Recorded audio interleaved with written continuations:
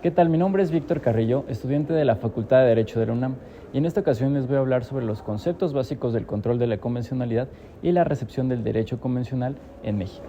Para iniciar con este video, quiero hacer una apertura con el concepto de control de la convencionalidad al que hace referencia Sergio García Ramírez, que dice que el control de la convencionalidad es la verificación de que un acto, ley o comportamiento se ajusta a los términos de la Convención Internacional sobre Derechos Humanos.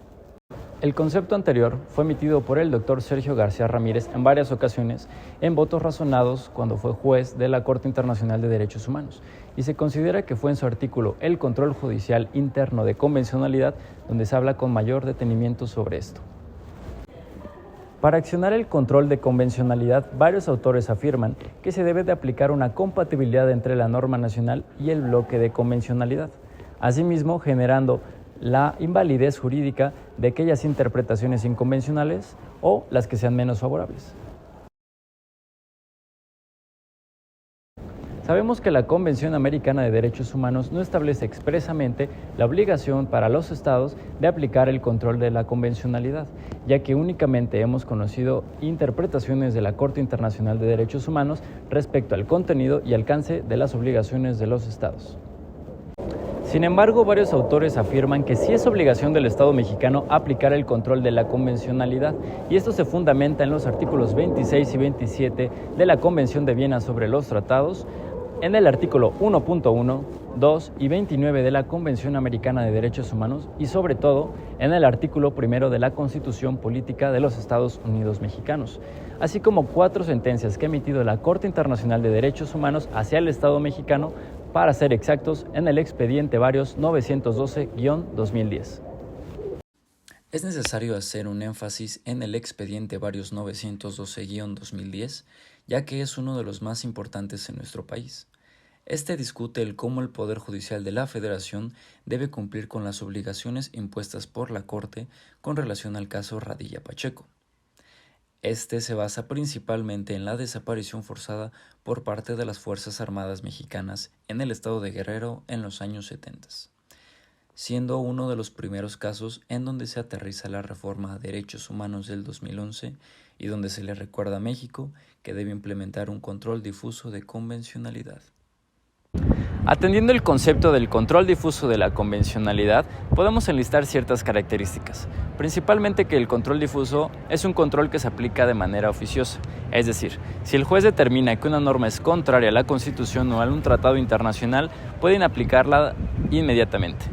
En segundo, el control difuso de convencionalidad no necesita la aplicación de un análisis exhaustivo sobre la inaplicación de la norma, ya que esta no versa sobre la litis, a comparación del control concentrado. Y por último, su fundamento legal lo encontramos en el artículo 1, párrafo 2 de la Constitución Política, la cual versa sobre la interpretación conforme que salvaguarda el principio pro persona,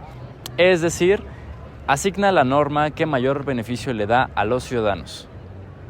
Extendiendo el contenido del artículo 1 de la Constitución Política de los Estados Unidos Mexicanos, encontramos que en este se dice que únicamente se puede restringir y suspender los derechos en los casos que la Constitución señale. Este tema ha sido abordado en distintas ocasiones por la Suprema Corte de Justicia y ha dado distintos debates. Como producto de esto encontramos la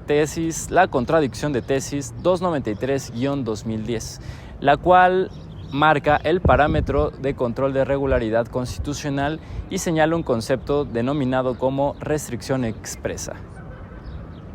La contradicción de tesis 293-2011 se convierte sin duda en una de las más importantes, o algunos consideran la más importante, que ha emitido la Suprema Corte de Justicia, ya que esta contradicción de tesis viene a consolidar el nuevo paradigma constitucional. Previo a esto, existían 2 bloques: aquellos que creían que los tratados internacionales tenían una jerarquía por debajo de la Constitución y aquellos que creían que los tratados internacionales en derechos humanos estaban al mismo nivel. Posterior a esta tesis, se determina que todos aquellos tratados internacionales no solo que versen sobre la materia de derechos humanos, sino que incluyan un derecho humano en su contenido, son constitución.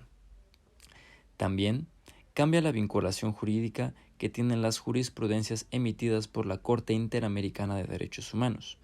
ya que antes únicamente eran obligatorias las sentencias que se emitían directamente al Estado mexicano, es decir, donde México era parte y estaba involucrado. Pero con la tesis 293 se dice que son vinculantes todas aquellas jurisprudencias, incluso donde no esté involucrado el Estado mexicano, esto no con obligatoriedad, sino como un instrumento que siempre beneficie al ciudadano.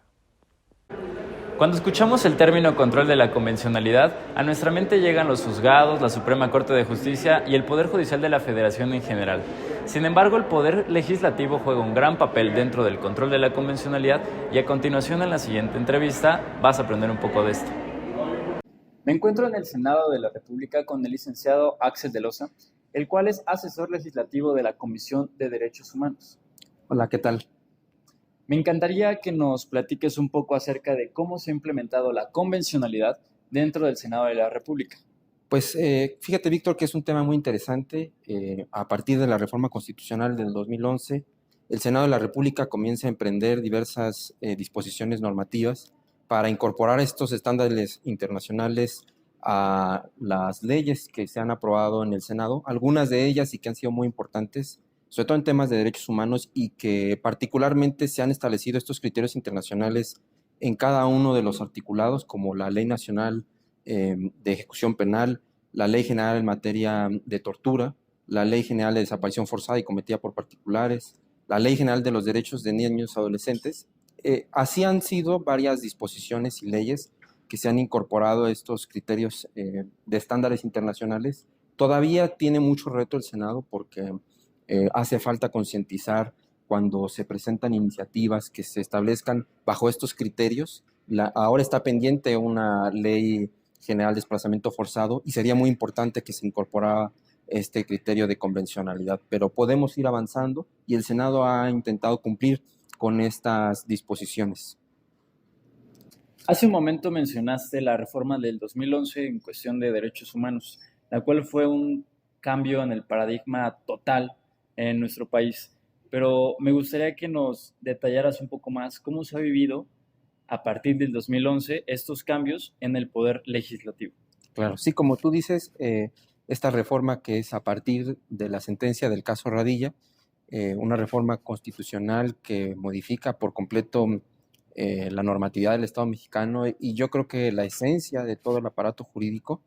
que establecen principios muy importantes como el principio pro persona, de progresividad, el principio de universalidad, son muy importantes para establecer algún tipo de acciones, incluso legislativas. Algunas están pendientes, algunos transitorios de esa reforma, incluso desde el 2011 están pendientes, como una ley general, una ley